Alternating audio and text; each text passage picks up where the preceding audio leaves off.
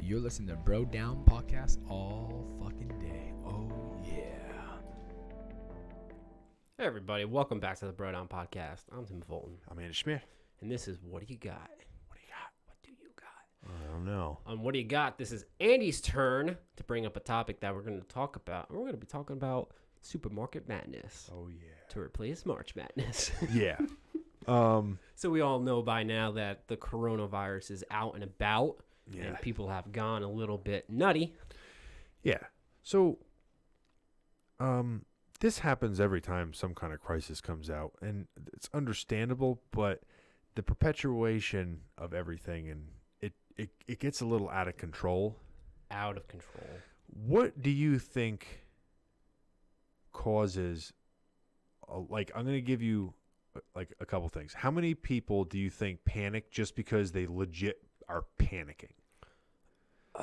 People, I'm talking about like people that go to the supermarket to buy like ridiculous wares, and people that go to the gas station in hurricanes when they got 3/4 of a tank full. Like, what I'm going to ask you, like, specific categories, and you just tell me the percentage of people that you think go because of that reason. So I'm going to give them to you. How many people do you think go out because they're legitimately like, oh shit, the world is going to be fucked for the next 3 months. I need this stuff to survive. I'm going to say it's 50%. 50%. Okay. How many people are going because they're like, 50% of the people on this planet are freaking out right now. I better go so I have some stuff before it's all gone. I'm going to say it's 75%, and I know that doesn't sound intuitive. We're already at 125%, sir. I know. But my point being is that the 50% of people who go there saying, I need to stock up, see, oh, that ladybug got intense. See, it did Milk Month. Now we have to do this 1 second. They see everyone else there panicking, and I think it hypes them up even further. Okay, fair point. Fair point. How many people do you think go just to say, like, I went to the supermarket and there was nothing there, or like, check out the pictures I posted on Instagram, like, this is crazy. That's probably the remaining 25%. Right? It's got to be at least. It's got to be. Right? It has to be. Yeah. Because there are people who are going there for like a box of cookies. And you're just like, what are you doing, dude? Funny you say that. Yeah, so have you gone to the supermarket at all, or anything that sells supplies? You couldn't pay me to go to the supermarket right now. I might go at like midnight just to like get supplies that I need to like live. Like milk? Like milk? For your Go Mad diet? That doesn't start for a month. In all seriousness, someone was saying like, oh, there's no milk in the store. And I'm like, oh, I guess I have to wait. Yeah. So I went to a supermarket at a time where it's usually there's nobody there. And there was already hundreds of people waiting. So I go in, and this is amidst all the madness. Now, I was going there to buy stuff that I already was gonna buy. Stuff I buy normally. Yeah. And when I got there, it was a madhouse, like you see on all these people posting pictures. So I go in, and one of the first things I see when I go in there was this older couple, this 80-year-old couple, and they had made a mad dash in the store because if the store opened at 10 o'clock, I was inside at 10:01 at the latest. And they were already at the checkout. And the only thing they had in their hands was a tray of cookies. And I had so many questions in my head. Like, if you guys are thinking that the world is coming to an end, you got to come here. Like, why would you come here to get a tray of cookies, first of all? Second of all, if everything that I've been seeing and everyone's been seeing, it's like anyone over 60 is high risk, and they're in their, look like their late 70s, early 80s. And you're just going to the most crowded place you can go for cookies. Yeah. Why didn't your grandchildren or your children stop you from going? And then after that, going through, there's empty shelves. There's no toilet paper. There's no meat besides chicken. And there was one guy that had to be 15 gallons of milk. in a shopping cart. He might have owned a store. I don't think he did. I just think he's buying. Everyone's just losing their shit. Shopping carts full of Kleenex, shopping carts full of tissues, paper towels, and all this stuff. But it was funny because, like, if you need paper towels or you need toilet paper, you'll buy at whatever Anything. price. Yeah. Whatever, you have to wipe your ass. You can't. You're not going to use your T-shirt. Okay. It was funny because all the expensive stuff was still there. All the Bounty stuff, there's shelffuls of it. All the cheap stuff was gone. But that just tells me that a lot of people didn't really need it. They were just going there to get it. Yeah, because they're afraid that it's going to run out, but they don't actually need it. Yeah, which is an interesting thing because I was thinking about it, and you're almost kind of, at least a lot of people are almost kind of forced to partake in the madness to some extent, because if it's Monday and, you know, you normally buy your 5 items that you need to replenish every week on Tuesday, and you're going to run out of them, you have to go to the supermarket. You have to. And then you get there and you're like, there's none of the stuff I need that's here, so I better buy more. Yeah. It's funny that toilet paper ran. I think that's specifically from social media. Oh, 100%. It's never ran out before. I've never seen toilet paper run out. I've never seen toilet paper, even like during Sandy and all that other crap, where No. like, people were legitimately stuck inside. Yeah. That's never been a thing. These types of scenarios make me realize just how bad people are at remembering how to survive. Because like I was thinking about it, I was talking with my coworker, and she was complaining that there was no bread. And in my head, and she was going on like, we can't get bread. Like, what are we going to do? Kind of like talk. And in my head, I'm like, why didn't you get yeast? Do you know how hard it is to make bread? If you're really in a situation where you're stuck inside and you need bread for survival purposes, whatever, do you know how hard it is to make bread? It's not hard. Simple bread is not hard to make. Yeah. Why don't you get a shit ton of yeast? Why don't you just not eat bread? Because like people forget how to survive without like Those people ain't living, Tim. commodities. If there's an event where people are out of bread and that is what makes them die, they weren't going to live anyway. Okay? If you're starving, you're eating stuff out of a can that you would never eat. I'm fine. I can eat sardines for dinner and I like it. Yeah. So I'll be fine. All I need me is a cow. I'll be sharing it with the cockroaches. Yeah. But a lot of people don't. There was another lady, she must have had 20 or 30 jars of tomato sauce with like boxes and boxes of pasta. It's like, why? That I can kind of understand because there's long shelf life for both of those. But what do they think is going to happen? Like, what? My point is this. Like, if you are buying that stuff, like, put it this way. If your thought process is, I'm buying this stuff so I don't have to go shopping again for 2 months because I don't want to be around people, that's different. But a lot of those people are going to be going to the store the next week to try to find more shit. Yeah. Because in the store, I heard a guy say, I was here yesterday and it was just as bad. Why didn't you get everything you needed yesterday? Why are you here? I don't understand those people. That's what I'm saying. Get it. So we're going to take those people out of the equation, the people that are actually going to just bunker down and stay in their house. So you're buying all that stuff. So if you really think, and you're buying this out of a panic, and in your head, you're like, this is going to be so bad that I'm not going to be able to buy food, and I will starve to death if I don't buy 2 or 3 months worth of food and pasta. If that's the case, someone's going to steal your pasta.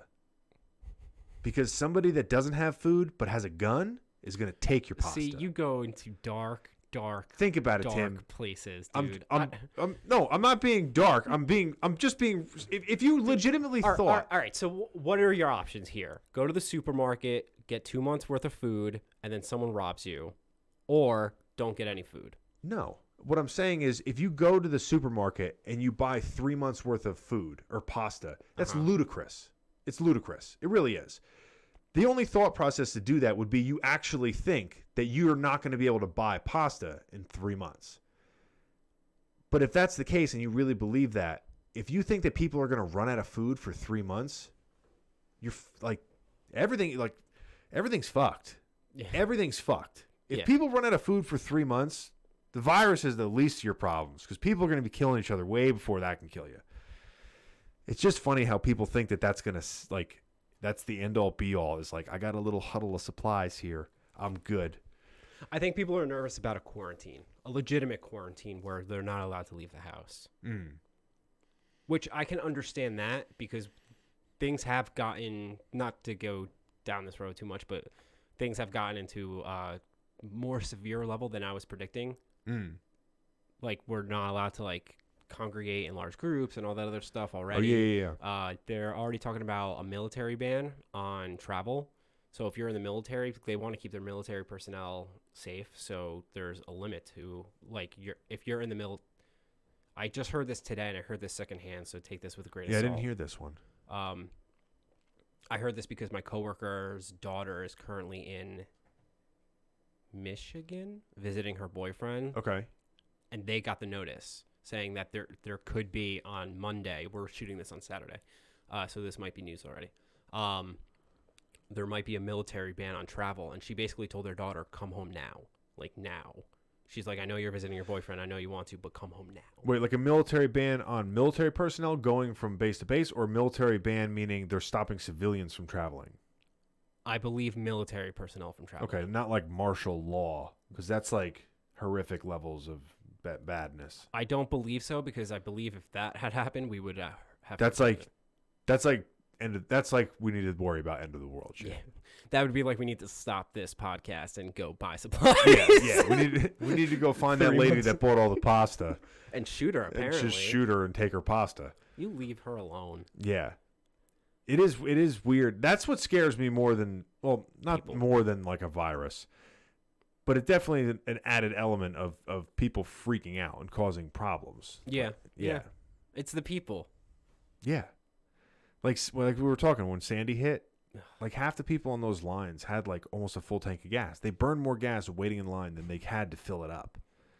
But they got to be a part. They got to be a part of it. They got to just tell somebody's story in 2 years saying, I waited online for 9 hours to get gas. Do you remember how bad that was? Yeah. I remember the Facebook post of being like, guys, there's no line at the Tiger Mart.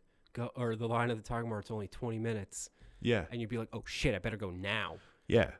We didn't know when we were getting power, and we saw the madness coming through here, and we knew that there wasn't enough gas with the lines. Like, they only hold so much gas. There's 600 cars lined up. The gas can be gone. Yeah. So we went up to New York on the thruway to get gas, and I remember one of the pumps that runs the pumps, like whatever the machine that runs the pumps, was broken. So like 20 pumps were running on like half the power. Yeah. So it was only coming out like. I mean, it might have been like a water bottle every 30 seconds worth of gas. And we had 2 40-gallon diesel tanks to fill up that were drums, and then like a couple 5-gallon things of gas. So 80 gallons of fuel plus gas. And we were there for 2 hours filling them up. It was so bad that people, like, we went and got a pizza, ordered the pizza, got the pizza, ate the pizza, and we're still waiting. Oh, my God. So we were there, and the gas was coming out so slow, and people are just so in such a tizzy that they're in their car waiting, but the gas coming out so slow, it's not clicking off the automatic shutoffs. So gas is just pouring out of people's cars all over the floor of the gas station. So the whole gas station was like covered in fuel, like covered in gas. That's scary. And like everyone's outside smoking. Yeah. And like, because everyone's waiting. Yeah. And we got out of there and went back. So we knew we had plenty of gas and fuel to run the generator and all this stuff, but it was still like, I think 7 days or 9 days without power. And some people were like 3 weeks or almost a month in some parts of Jersey, I think, up in like the sticks. But that was scary. But again, what happened then was the first couple days, everyone was freaking out. By like day 7, people were like, they'll get it. They'll figure it out. Yeah. Like they were just totally not really worried about it. After a while, you're just like, this is life now. Yeah. Unless like you had like a grandmother that didn't have power or something like that. Like you don't want to eat rotting food. But like people that were like, they got with it and they were like, all right, like we don't have power, but we're going to be fine.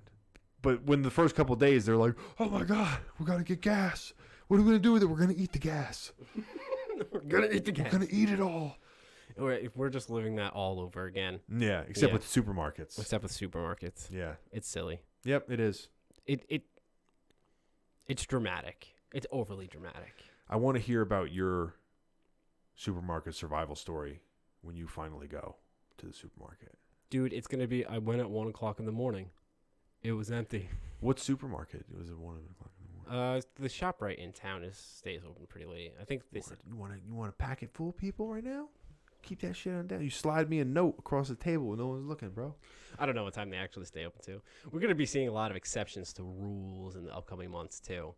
Because when Yeah. people say, "Oh, we close at midnight," I don't know if that's going to be the case anymore.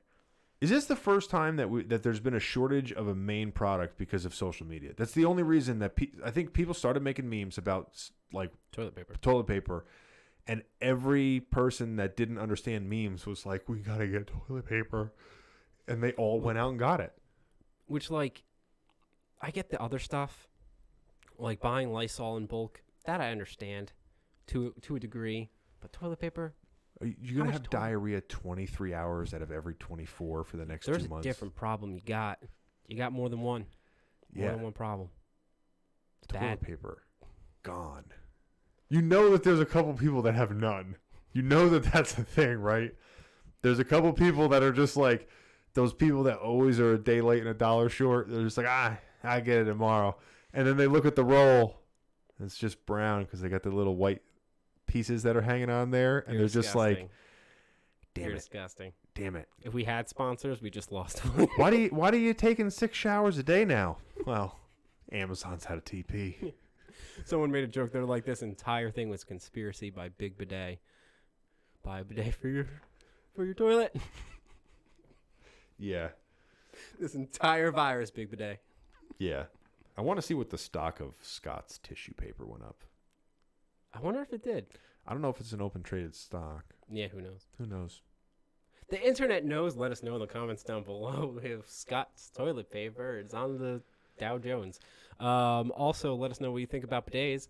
And don't forget to go to brodownpro.com to get all your Brodown gear. We're not out of anything. I gotta tell you a story sometime about somebody that got confused and thought the bidet was a toilet and took a shit in it. They didn't see the toilet in the room. We'll catch you guys next time. You're listening to Bro Down Podcast all fucking day.